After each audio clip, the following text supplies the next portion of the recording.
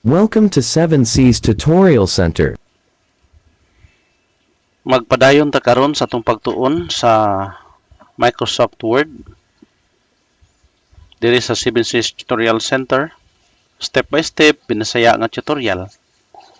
Og na karon ta sa activity number 3. So ani nga activity ang atong gamiton katong ato ang gihimo sa activity number 2. Sa dili pa nato buhaton ang activity number 3 ato sang abrihon unsay atong buhaton na ako gibutang sa document. Dayon na ako'y gibutang dire MS Word activities para sa activity 3 kani. So kani mo itong buhaton, no? Gamito na to ang activity number 2.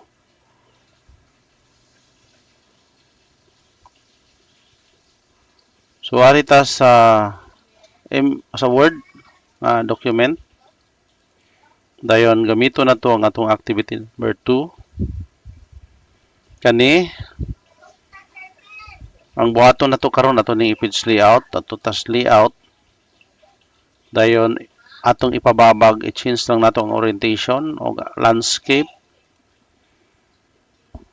Dayon ang margin atong ilisan og 0.5 inch which is equal to 1.27. Okay? So kung mag-adjust mo sa iyong table, ayaw ninyo biraha diri ani kay dili mabalance, ayaw po diri, no? Dili gyapon na sa mabalance. Dayon ayaw po ko na kung naka-highlight siya, no?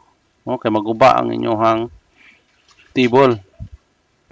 Para nga dili magkaguba-guba ang inyong table, diri ninyo biraha. Ug unsa kadako diri nga margin, mo po gidak-on diri sa pikas. Pareha ani oh.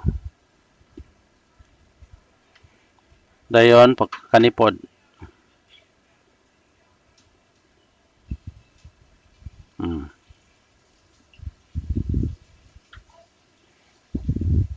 Dayon kanipod dayon oh.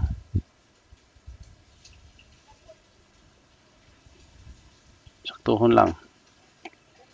Dayon kanipod dayon. Birahon nato. Kaning diri sobra naman eh. Dili na nato ni apil ato na ni ikat.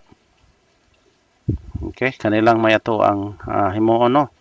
So nanan ni siya header, di na nato natandugo, nanan na siya watermarks, nanan na siya footer. So saon man nato ni ang uban anaon dahil nila ni oh. Dayon mabalaw dahil na sila pangita diri ani so unsa nala ilang pangtuplukon no. Okay.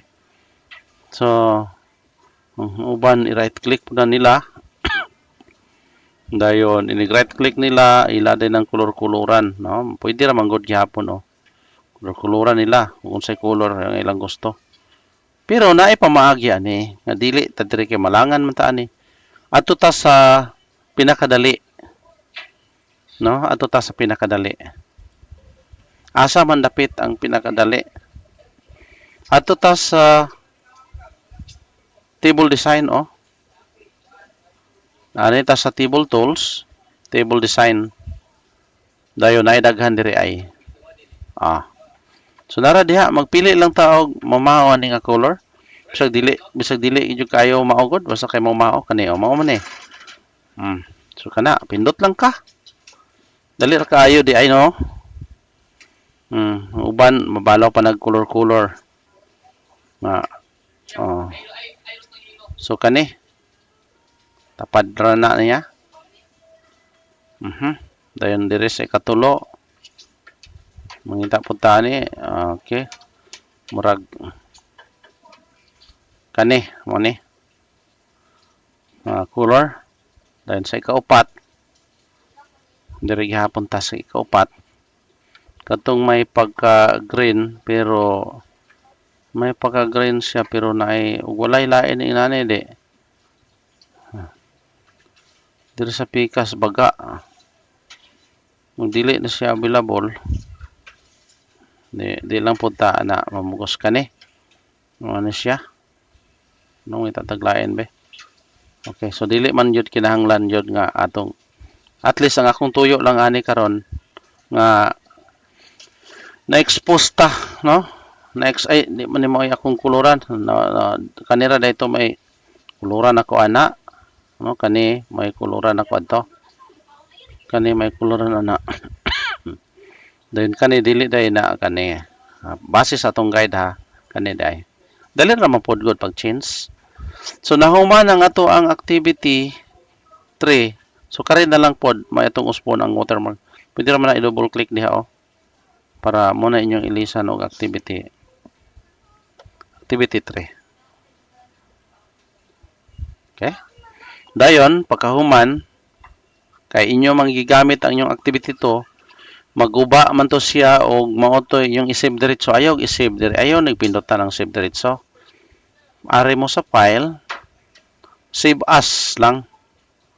Dahil ato mo sa Microsoft Word, save as activity 2, himuha lang ninyo ng activity 3. Aron dili maguba ang activity 2. So wala naguba tong inyong activity 2. Kung inyo hanay abrihon, ang inyong activity 2 naara, wala naguba oh.